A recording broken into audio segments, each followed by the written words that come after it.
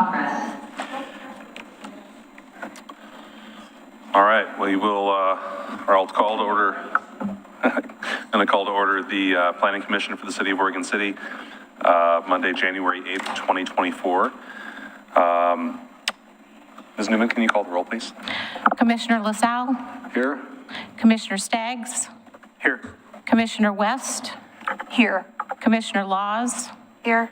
Commissioner Espy? Here. Vice Chair Schlagenhofer? Here. Chair Stoll? Present. Before we move on, I just want to get a clarification from Ms. Richter, and this is nothing personal to Commissioner Staggs. The term has expired for Commissioner Staggs. Is he able to be here tonight or not? So it's my understanding that our practice has been to, sorry, can you hear me okay? Better. Our practice has been to keep the commissioner in their seat until it's been filled. Okay. Okay. That's been my understanding too. Okay.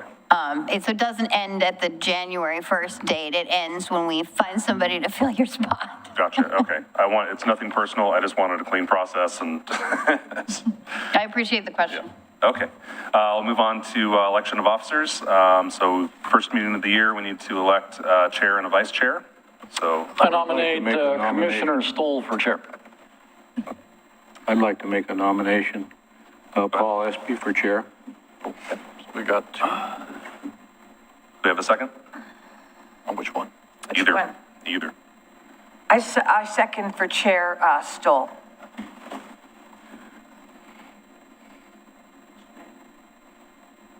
All right.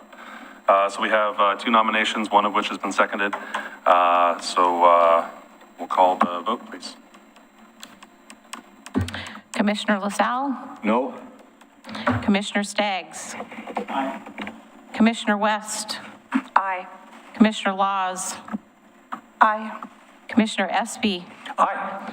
Vice Chair Schlagenhofer? Aye. Chair Stoll? Aye. Now we'll open up the floor for nominations for vice chair. I'll nominate Paul Espy for vice chair. I'll second that. Any other nominations? All right. Commissioner LaSalle? Aye. Commissioner Staggs? Aye. Commissioner West? Aye. Commissioner Laws? Aye. Commissioner Espy? Aye. Vice Chair Schlagenhofer? Aye. Chair Stoll? Aye. All right. Yeah. Should we switch seats? We can actually just move the Sign? nameplate. Okay.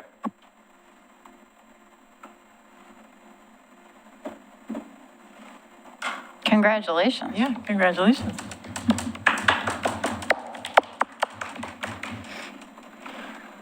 All right. So thank you for another year, and congratulations for yeah.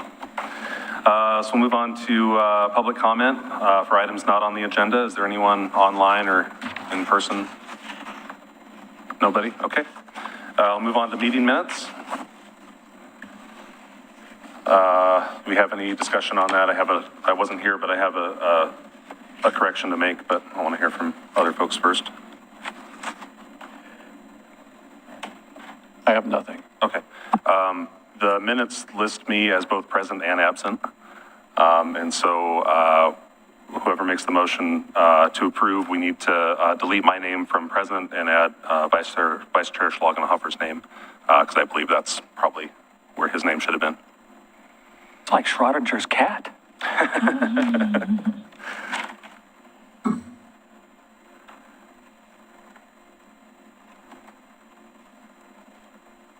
we have a motion? I'll make a motion to approve the minutes with changes. I'll second it. Okay. Moved and seconded. Any discussion? Oh, okay. Commissioner LaSalle? Aye. Commissioner Staggs? Aye. Commissioner West? Aye. Commissioner Laws? Aye. Vice Chair Espy? Aye. Commissioner Schlagenhofer, Aye. Chair Stoll. Aye. All right, we'll move on to the public hearing.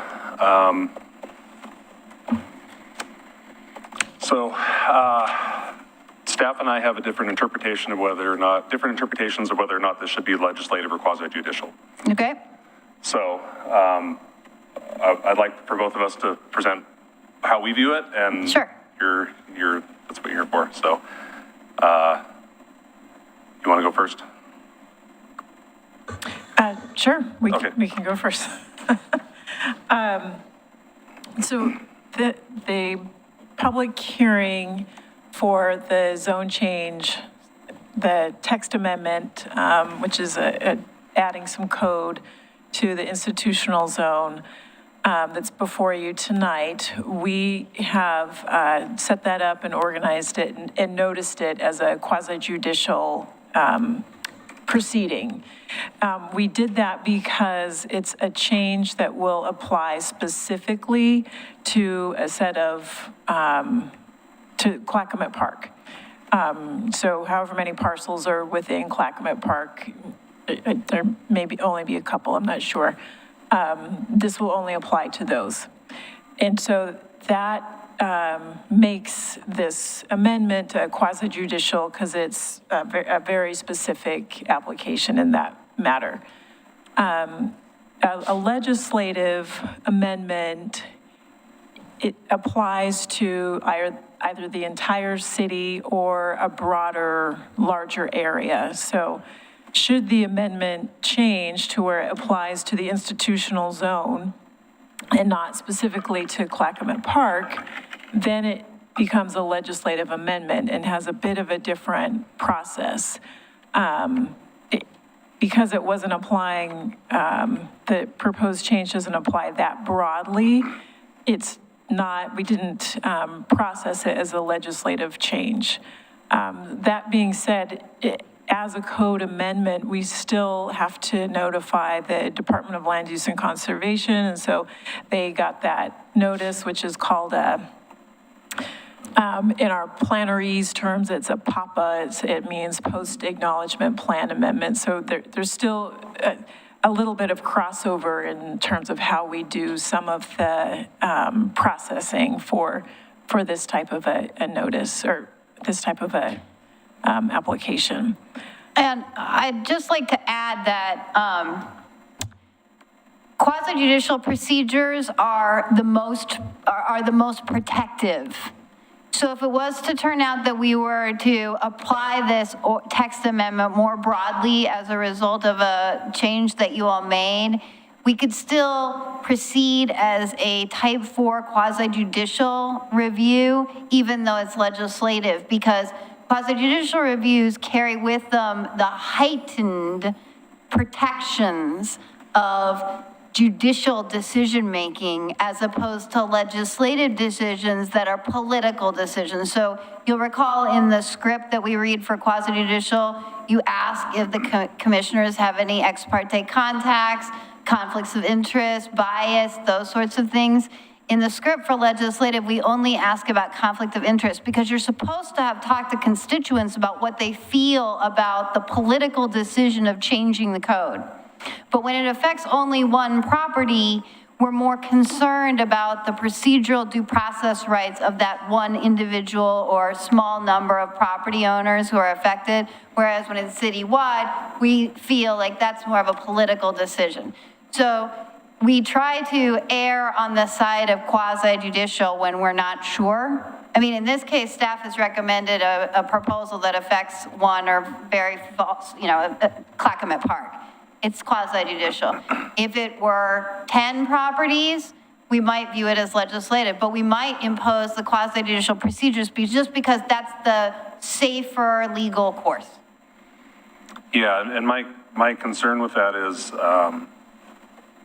as recommended, it affects that specific property, but there's a possibility that we could choose to change that and make it apply to the whole institutional zone. If the, let's say the commission were to make a recommendation that you wanted to do it in Clackamas Park and Waterboard Park. I mean, I'm just throwing that out there. Sure. In that case, if that were your recommendation, my recommendation to staff, to city council would be, we need to notice the owners within a proximity of Waterboard Park 2. Right, so we give them the same quasi-judicial protections that we're giving to Clackamas Park owners through the type 4 process.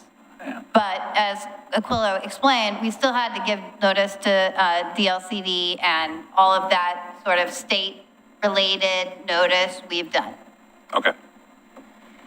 Okay. I mean, we would have to change the whole staff report if you were to change the Right, proposal anyway. right, and the noticing probably too. Okay. All right, that makes sense. Yeah, the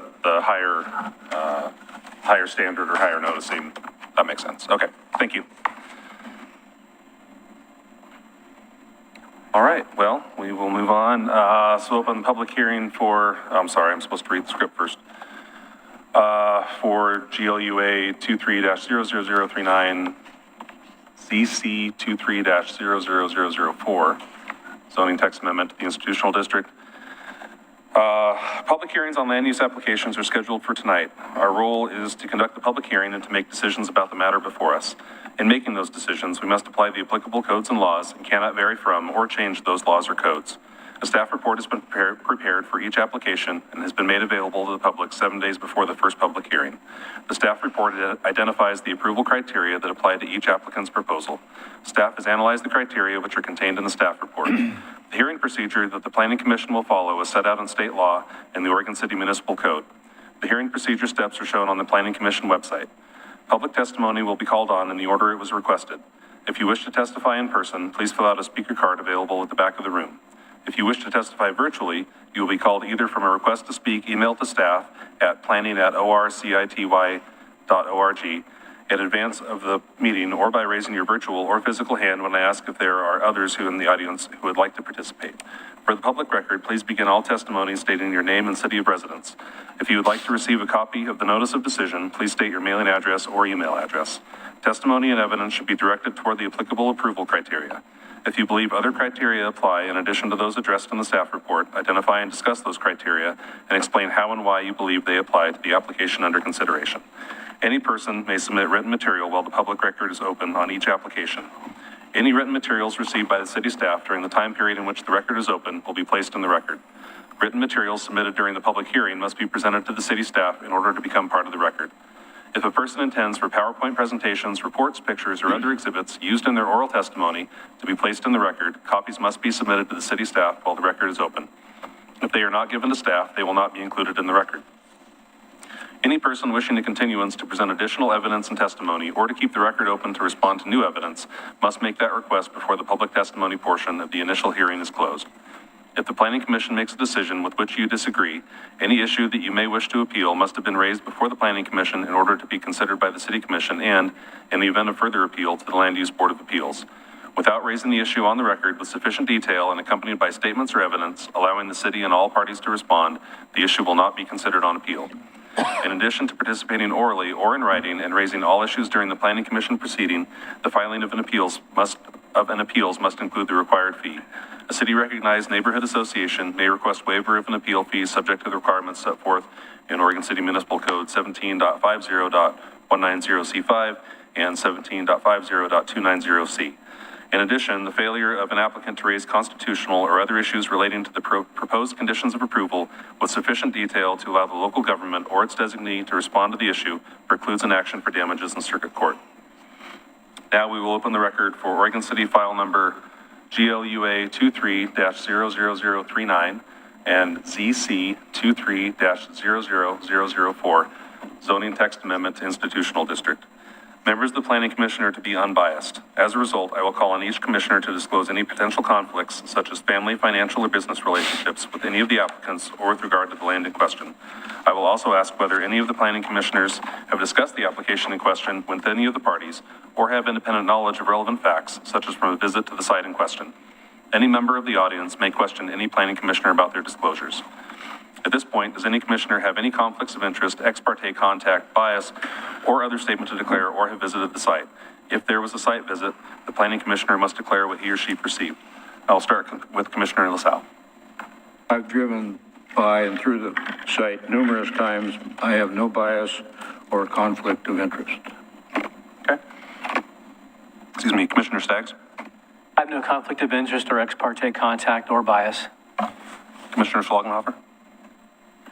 No bias, no conflicts of interest, no ex parte contact. I did not visit the site, but I've been there many times.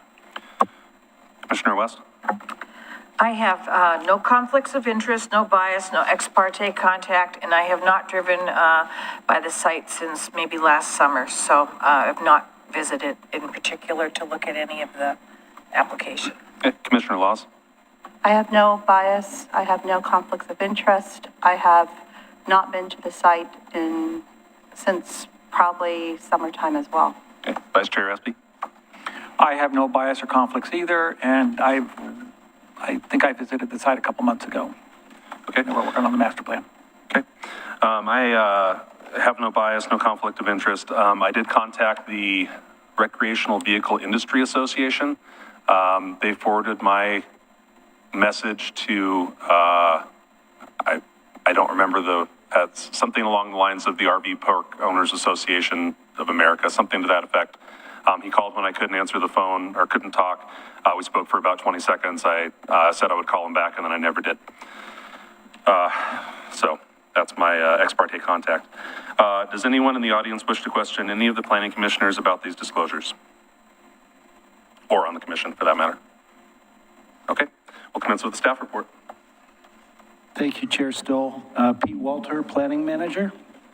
As you recall pull up just 1 second, we'll pull up our presentation.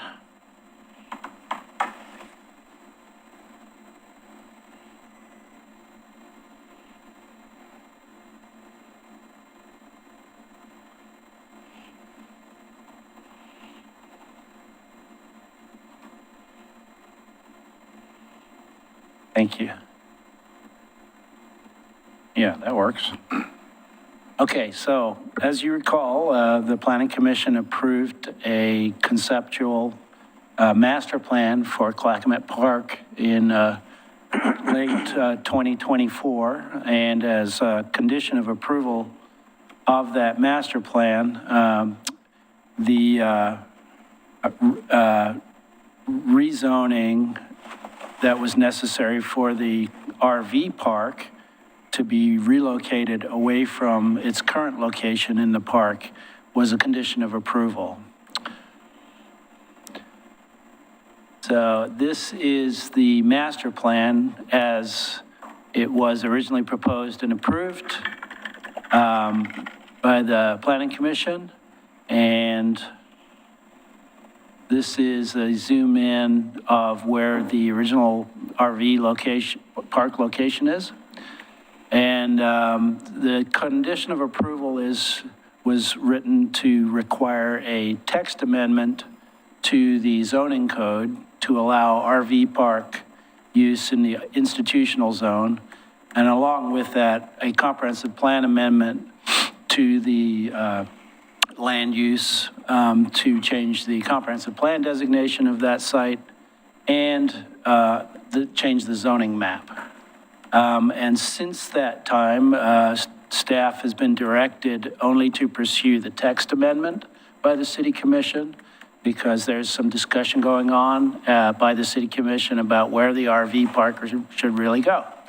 So once that location has been determined, assuming that this text amendment is approved and it becomes part of the zoning code, and a site is determined, then we would come back and do a second zone change and comprehensive plan amendment for the actual location of the RV park. But at this time, we're just talking about doing the text amendment. As proposed, right now, there's just one line in the, which would be added to the I institutional zone. So in your packet is a full chapter of the institutional zone, and it lists primary permitted uses, including city parks and other institutional types of uses. And then in the accessory use subsection of that code chapter are accessory uses which are permitted outright if they're accessory to and related to the primary institutional use. And so the proposed text amendment would be to add a city-managed recreational vehicle park for Clackamas Park. And as we've discussed, because we're talking about Clackamas Park, it is quasi-judicial in nature, even though we don't call out as an actual tax law at this point in time, or change. So that's the basic overview of the text amendment. The institutional zone in general allows for public and government uses, but it also allows for certain limited, what you might call community-related uses or institutional uses that are not necessarily city uses, but are major institutional or minor institutional uses. So there's a general purpose behind the institutional zone. And most of our parks, in fact, all of our parks are zoned institutional. So that's kind of the bigger picture for the institutional zone. The approval criteria for a text amendment to the zoning code are the same as if it was a map change. And they include, it has to be consistent with the applicable goals and policies of the comprehensive plan. That public facilities and services are available or can be made available by the time that the use is developed. That those uses are consistent with the transportation system plan in terms of impacts to local roads and the larger transportation system, and that statewide planning goals be met if the city's comprehensive plan doesn't contain specific policies and goals which control the amendment. And in our recommendation for approval of this code amendment, we've made findings with respect to the various goals and policies in the OC 2040 comprehensive plan, which is our most recent comprehensive plan, and as relates to healthy and welcoming community, connected infrastructure, diverse economy, and the other chapter have to do protected environment. So underneath each of those 4 chapters in the comprehensive plan, there's a set of applicable goals and policies and strategies as well. But in our staff report, we just talked about goals and policies, so that are relevant. And staff's finding is that the text amendment does meet the approval criteria in Chapter 1768 for its zone change. So in the commission report cover, we had listed 3 options for you to consider, but we are actually considering potentially 4 options for you. The first option is for you to approve, as proposed, the text amendment, or approve it with additional recommendations to the city commission. Or you could continue this and direct staff to return with additional information. And for example, we've only proposed at this point a text amendment to the accessory use section, but it's been pointed out that we don't actually have a definition for an RV park in our definition section of our zoning code. So if you wanted to see a definition drafted before you make your decision, you could ask us to continue or make a decision to continue to a date certain. We would come back with that, along with any other information that you wanted us to provide. And then the 4th option is to deny the amendment, and in that case, you direct us to return with draft findings for a denial. So you can adopt those. Are there any other things, Aquila, that I missed? Okay. So that's where we're going with this right now, but we understand there's going to be a discussion, and we look forward to answering any questions you have about this. All right, Commissioner LaSalle. I've heard it both ways. Who owns that property? Is it the city or the urban renewal? Oh, the district? property as it was originally shown on the master plan by the McDonald's there, it is owned by this, it's listed in the tax rolls as City of Oregon City. But it's been discussed by the Urban Renewal Authority on, at various meetings in the past. So the consultants working on behalf of the Parks Department called it urban renewal in their application and more than once. So that kind of made it into some of the reports that were written. But it's not a urban renewal property in terms of it being requiring urban renewal approval like part of the urban renewal plan. But it is within the area that is subject to incentives by the Urban Renewal Authority, and it is within the general boundary of the Urban Renewal Authority, yeah.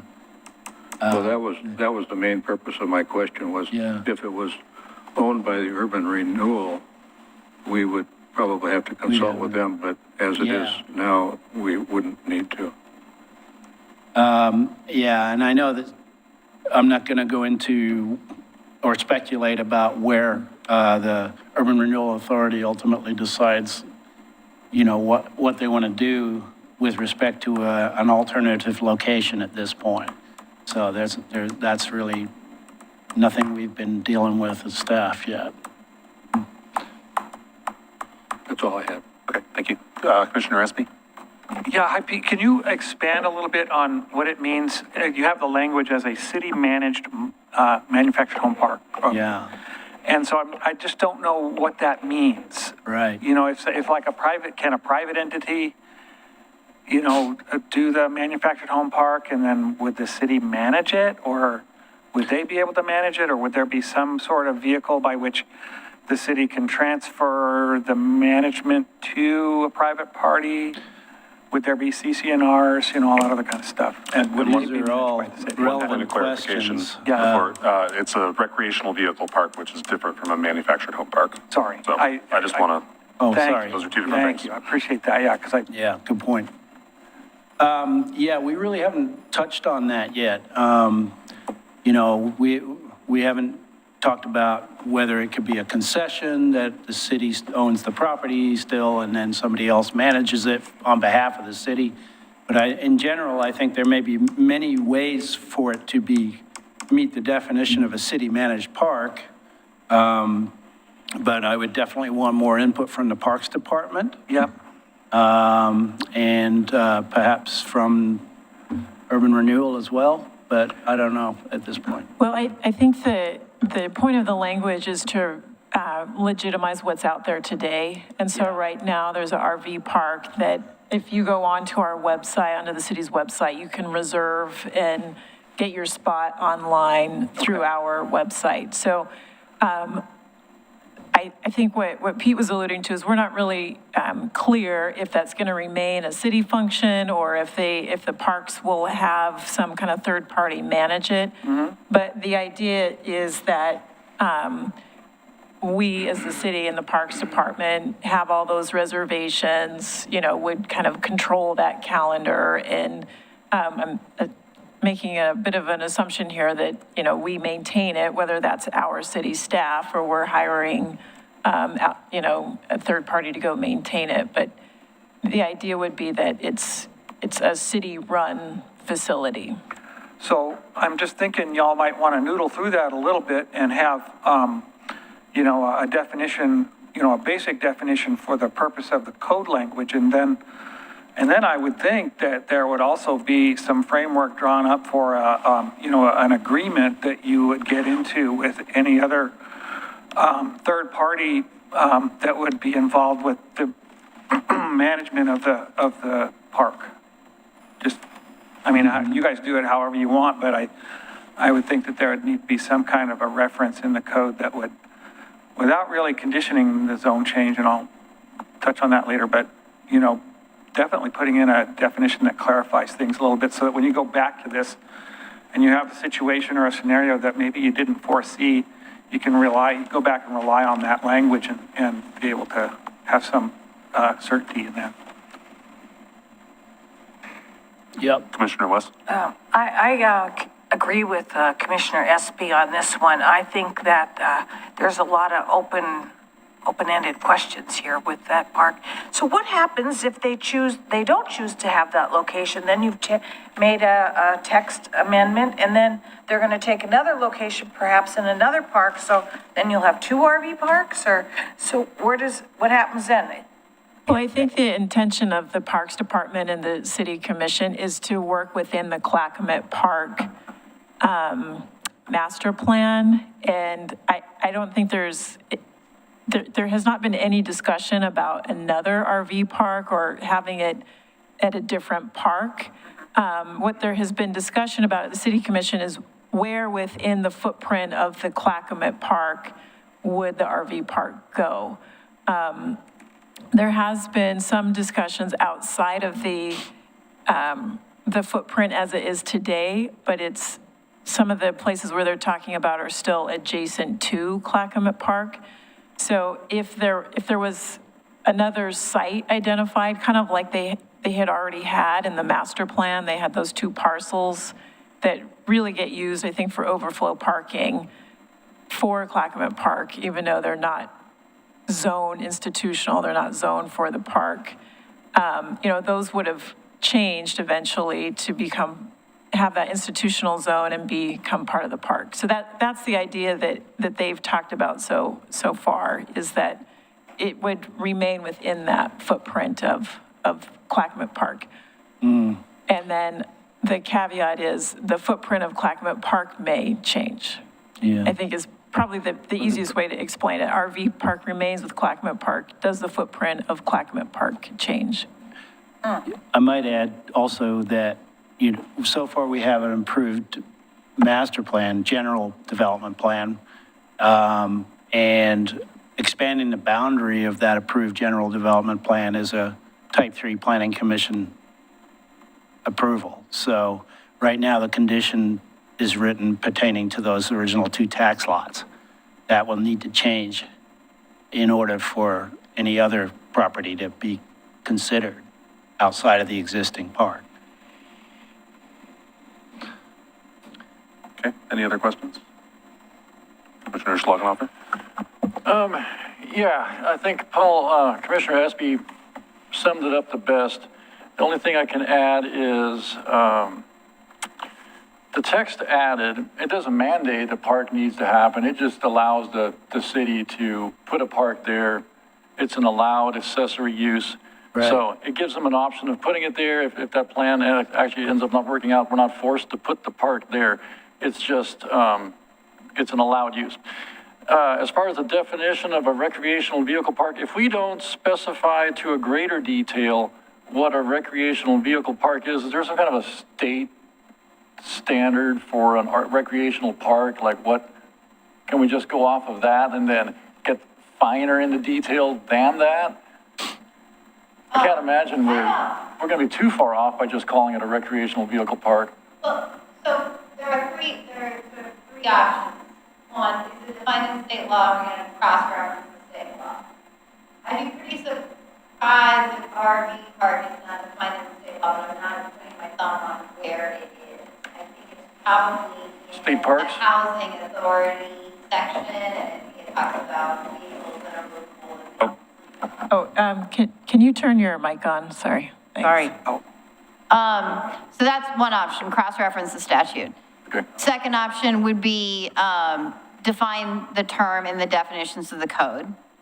And then the third option would be we go to the dictionary, because that's what we do when there's a lot of terms in the code that don't have meaning in the definition section of our code, and we go to the dictionary. So those would be the sort of 3 ways we would interpret the term RV park if there was confusion. Is there any way to approve this and still allowed for the definition to become a little more detailed, or would it have to be continued and we'd have to bring it back to look, to read it? If approve you it? want to weigh in on what that definition says, you need to continue it. If you want to make a recommendation of approval with suggestions or recommendation that the commission look at a definition of RV park or provide greater definition on city managed, the term city managed RV park, that would be something the city commission could do consistent with your recommendation if you wanted to move it tonight. Okay, so if we all felt like we wanted to discuss that further, then that's something we could do. Well, it wouldn't have to be unanimous, Yes. but if a majority of you did. Okay, all right, okay, thank you. For instance, like how many nights can you stay at an RV, how consecutive nights can you stay at an RV park? I know there's or distinctions on, hookups and things like that versus a longer term park, but But I don't know if, sorry, I didn't mean to interrupt. I don't know if the planning commission would want to get in that level of detail with its definition. Okay. I would think the definition has something to do with movable, sleeping arrangements with no permanent facilities and hookups or something along those, like very generic, but not specific to how many days and who can stay there and how big they have to be or any of that, because I don't think that we're going to know that. just asking. Like, could we keep wheels on it? I mean, can we define it to that point, or are we getting too fine with?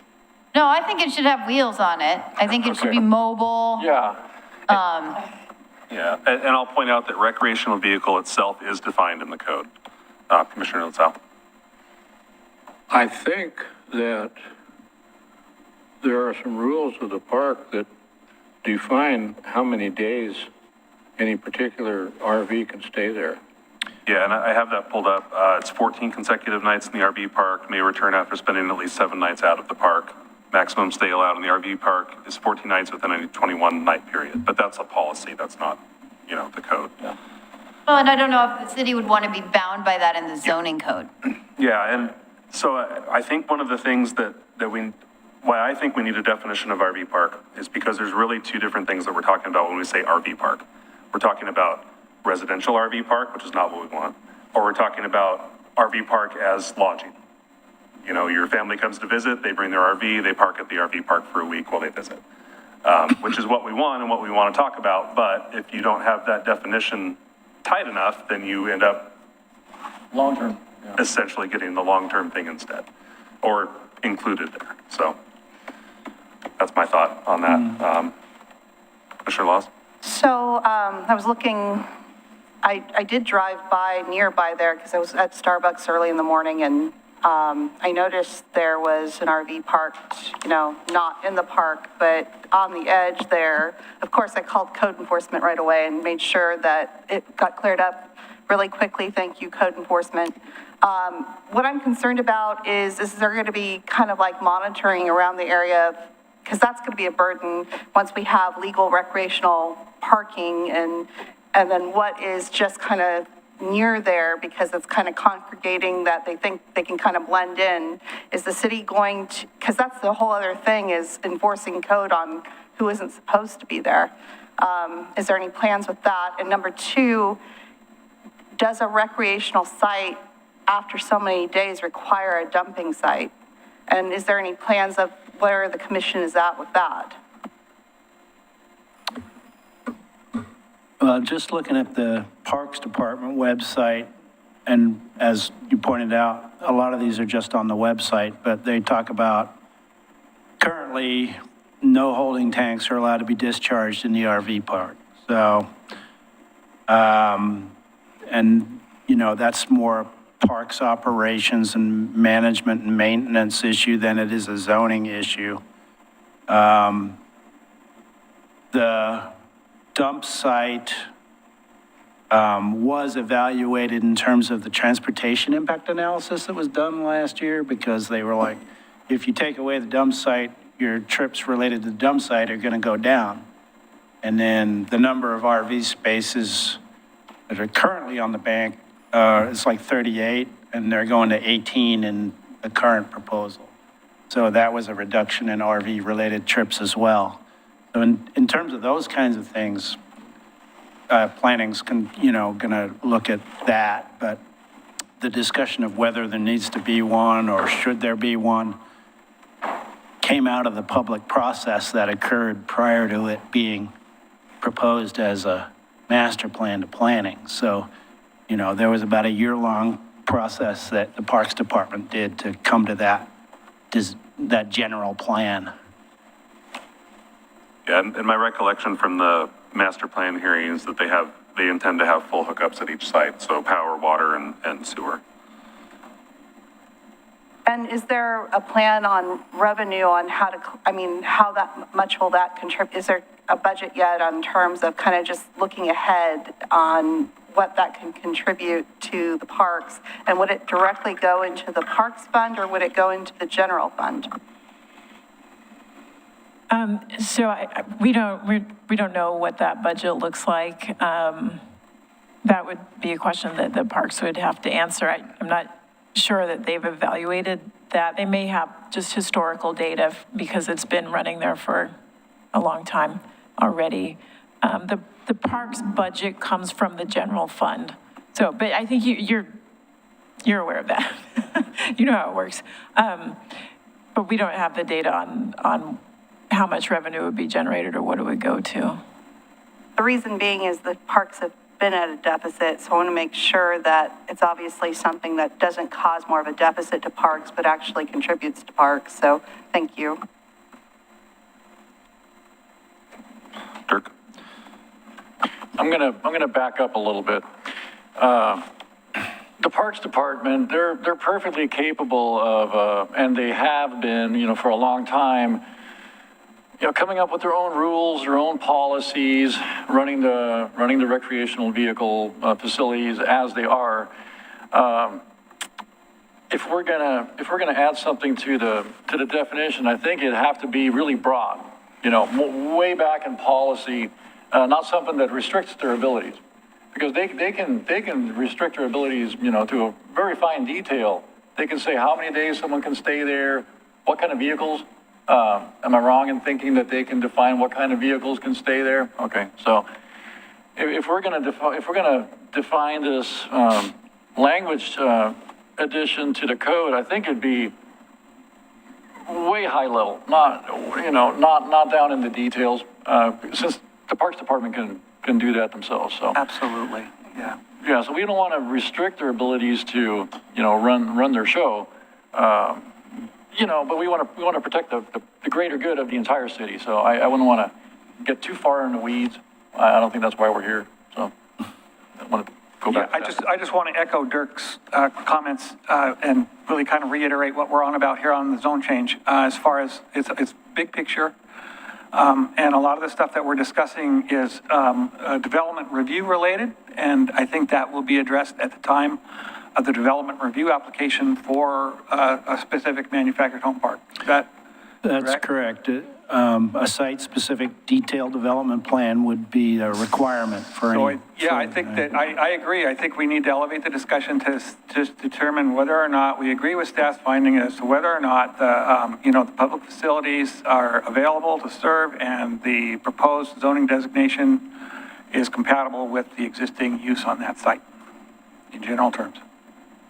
And so, I would go on to say that you probably don't need a lot of these conditions of approval in the zone change because they're all in the code. And if they're there and you decide to change the code, you're going to have these conditions monumented in the ordinance. And if you change your code further down the road, you're going to have conflicting requirements.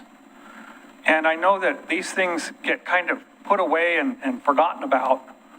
New code comes, and then, you have kind of a conflict maybe with some of that stuff. So, I mean, we can talk about this further offline, and we don't need to get too into the weeds on that, but I caution against putting too many conditions in a zone change, or really, if any at all, because either it is earning, when you have a zone change.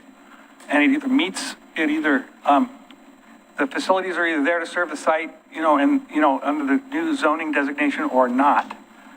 And I think it's hard to, especially if you have it conditioned to have like another land use approval to make consistency with the criteria that you have in the zone change to begin with.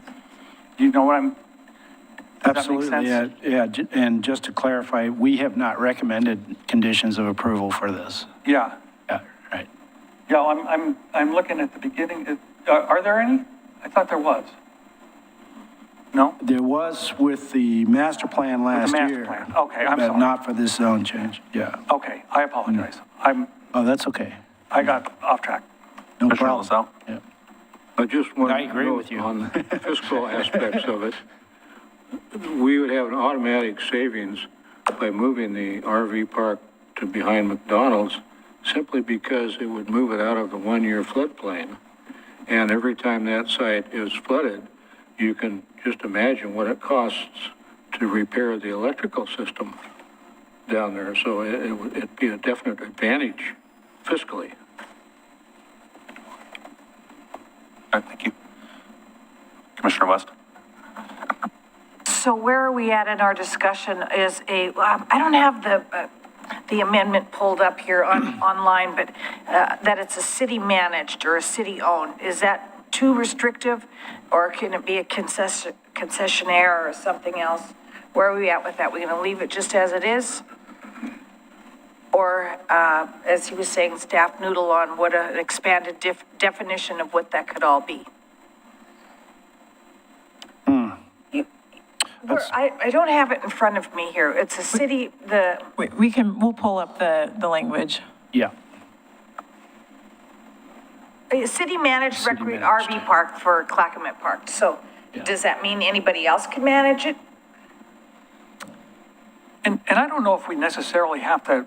Do we have to come up do that with- now? Come up with a solution for that tonight. I think we really ought to just rely on staff to do that and just bring it back. And Right, for somebody Yeah. to bring it back. That's what I meant. Yeah, we can work on that because it does say, in the staff report, we talk about city-owned.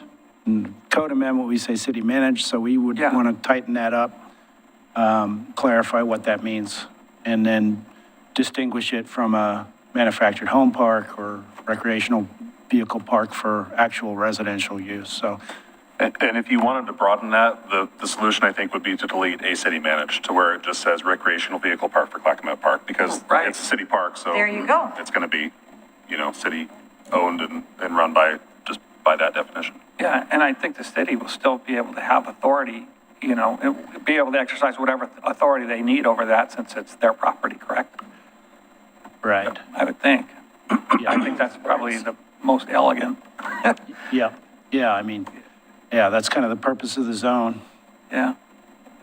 Well, I'd like to put forth a motion to approve GLUA 23-00039/ZC 23-0004 zoning text amendment to I institutional district. I second. Okay, motion's been made and seconded. Any discussion? Yeah, go ahead.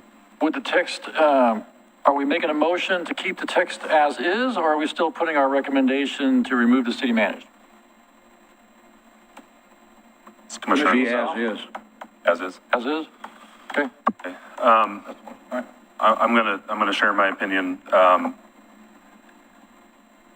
What we're doing is when we do this, is we are giving the city an effective monopoly in code on a specific type of lodging. There's no opportunity for a private entity to have a recreational vehicle park in the city of Oregon City. It just doesn't exist. I think that's a mistake. I think that's bad public policy. And I'm going to refer to the comprehensive plan, chapter 2, diverse economy, strategy 1.6, 1.6.d, encourage private development of tourism-related uses such as hotel, bed and breakfast, restaurant facilities, and other visitor services, which I think a short-term RV park fits.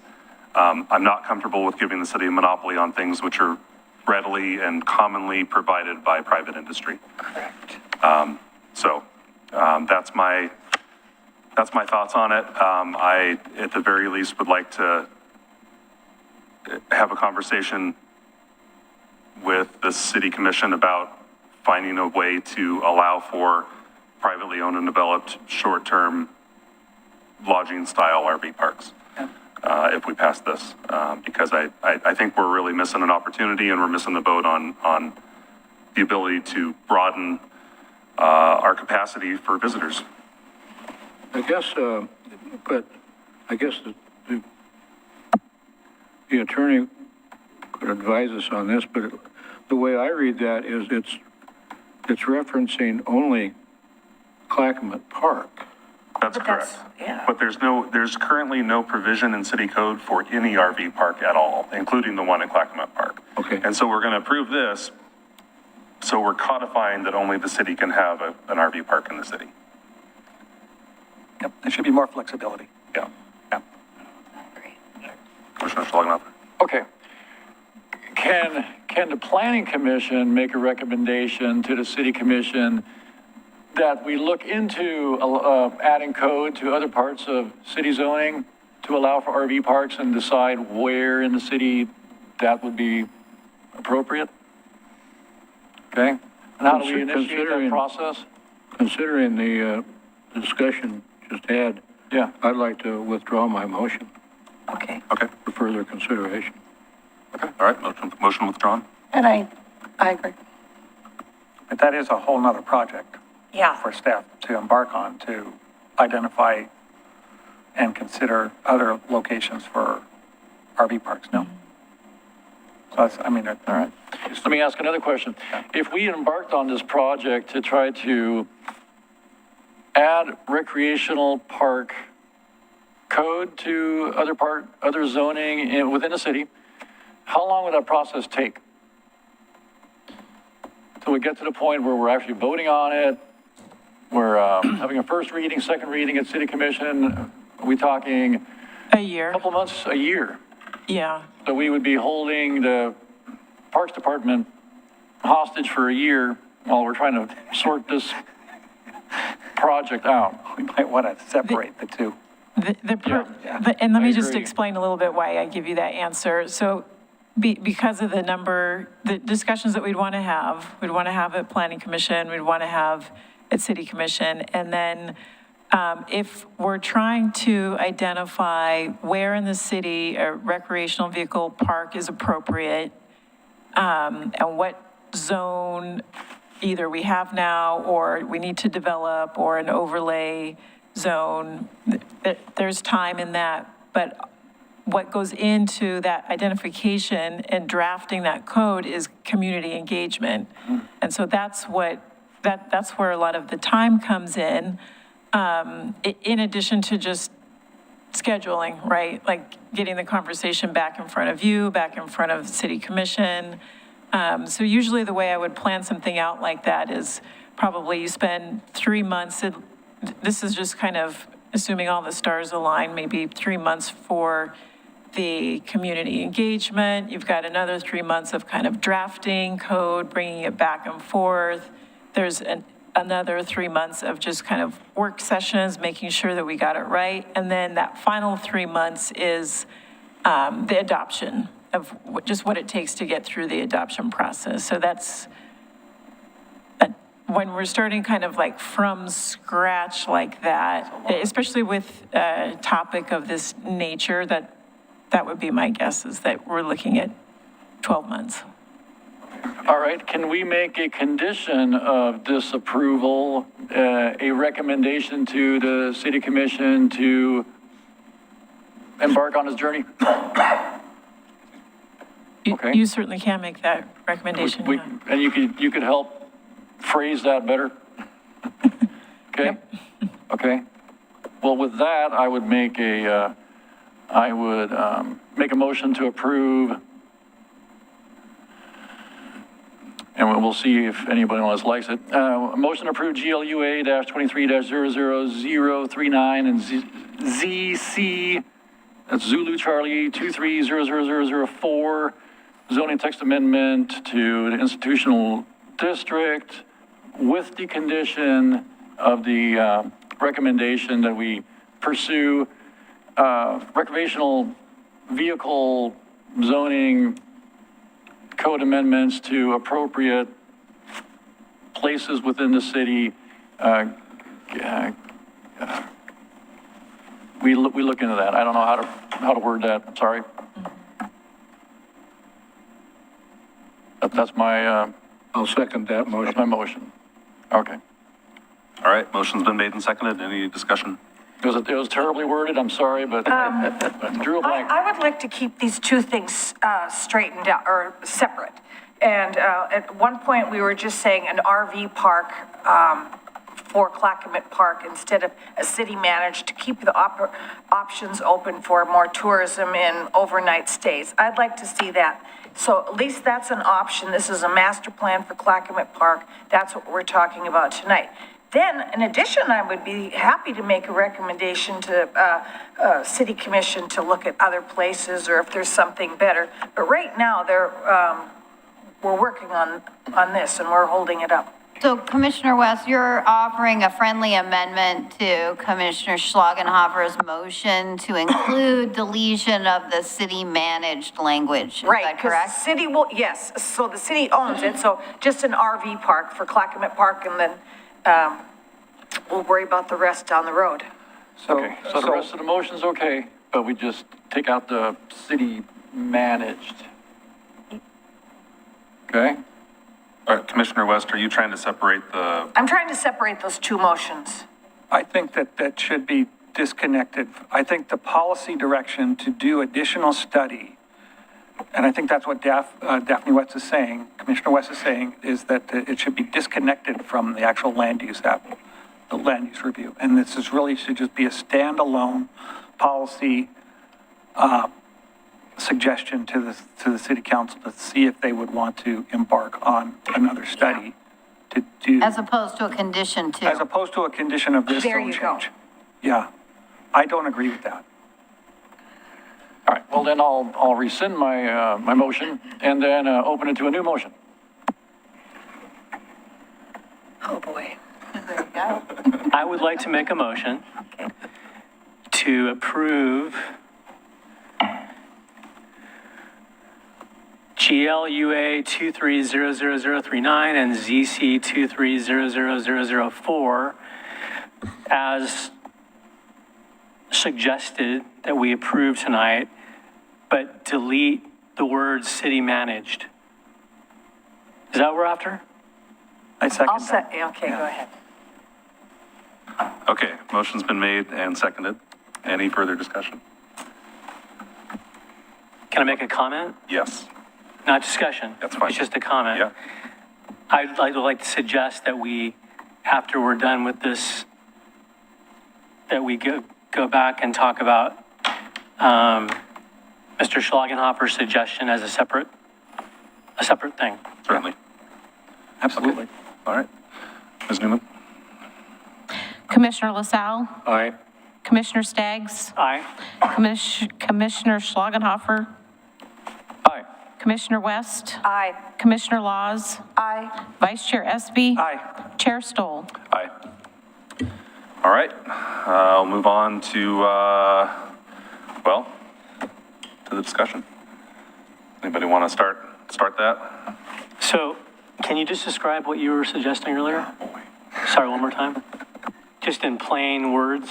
Okay, so what we want to do is we want to make a recommendation to the city commission that we pursue adding the text to zoning in appropriate parts of the city where RV parks could be deemed appropriate. And I can't say where that would be, but we would like the city to look into that. That way the city doesn't have the only ability to run an RV park, that we're opening it up to private property owners from being able to also offer RV parks. And I would add the qualifiers of short-term and non-residential to that, just to to get ahead of that particular argument. If a person is not an RV person, then maybe what they think of is residential RV stuff, and that's not what we're talking about. So here's a question. Does that already, do we already have that provision in the code? We do not. We don't, okay. Right. So I guess what we're suggesting is that we'd like the planning department to study this question and come to us with suggestions and ideas that we can consider. So what we're doing is we're asking the city commission to direct the planning commission to conduct the study for additional sites for manufactured home park, or not manufactured home parks, but RV parks. Thank you. Short-term, Yeah, sorry non-residential about that, yeah. recreational vehicle parks, yes. Yeah. Do we need a motion for that, or does consensus work?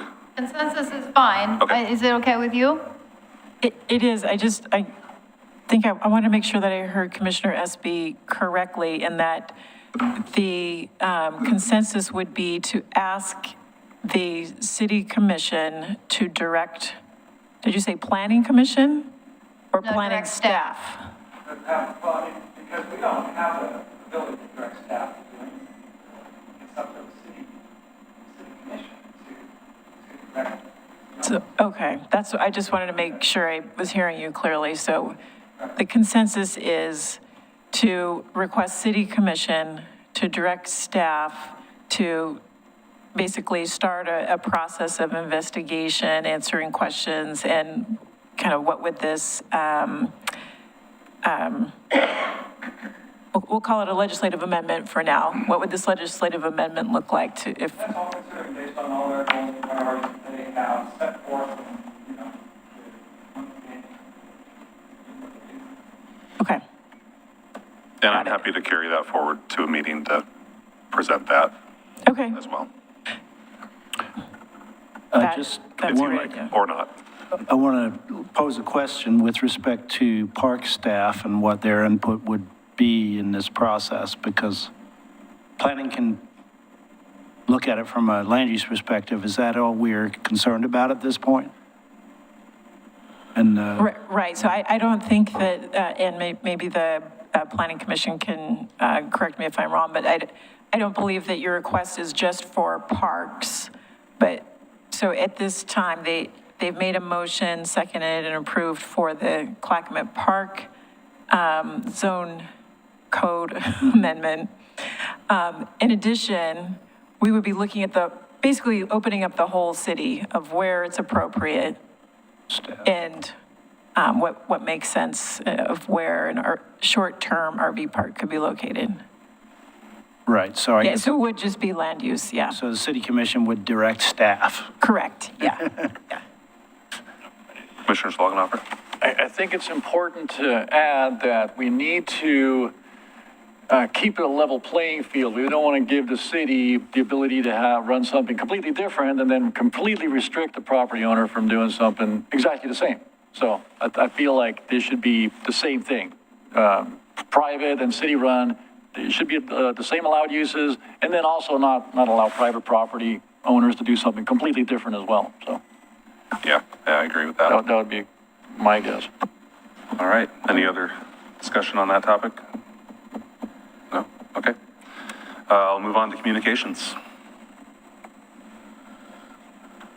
Okay, so I do have a question. I don't have a lot of communications, but I did get a request for a printed copy of OC 2040, the comprehensive plan, and I'm happy to accommodate that, but before I printed that out, I wanted to see if anybody else wanted a copy so we could do it in bulk.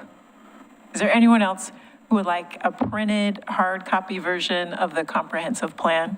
You have it online, right? It is online, yeah. I would, yeah. Okay, It's easier for me to process and flip through than scrolling. How many pages is it? it's 60, I think? Let me look. it's shorter than it 63. was, Oh, okay? it's not 400. No, It isn't hundreds, is it? no, it's 63. Okay, do you do double-sided printing? Yeah, well, the purpose for me asking is that we'll send it out to a printer who will, Okay, yeah, if it's only 60-some pages, yes, please. okay, Yeah, I'd like one too. okay. Okay, so that makes 4. You like one, Commissioner Laws? Or you're good? Okay, all right, so we will get 4 and probably 1 extra just in case. Okay, so thank you for that. And then the only other thing is we will have a meeting on the 22nd. I haven't asked Ms. Richter this yet, but I'm hoping we can get kind of our normal annual legal presentation if she's available. If not, we'll push that back to a later date. Sorry. We will do that, and we will also have, if you all remember, towards the end of 2023, at one of the meetings, we talked about having a work plan, and so we can facilitate that discussion on the 22nd of what kind of things should go on the Planning Commission work plan. And I have notes from that last discussion to kind of help guide that conversation. So those are a couple of the things. And then we will have a presentation from Jerry Herman, and I think he's inviting Doug Neely. Did I get that name right? Okay, to kind of give a presentation on Senate Bill 101 and the kind of some of the history of planning and what's happening with some of the legislative actions today. So we had a good planning staff, and Jerry Herman and Commissioner LaSalle had a really, it was a casual but a very great conversation about this topic, and we thought it might be useful for the Planning Commission as well. So that's what we have on deck for the next meeting. Okay. And regarding the open planning commission seat, is the swearing in, does that happen here? My recollection of reading the new policy from the city commission is that it happens at this meeting rather than a city commission meeting? Right, Okay. right. So city commission held interviews just last week, I believe, and one of the candidates couldn't make it, and so they are holding that interview tomorrow, prior to the work session. They have on their agenda that they will deliberate and make a decision that night.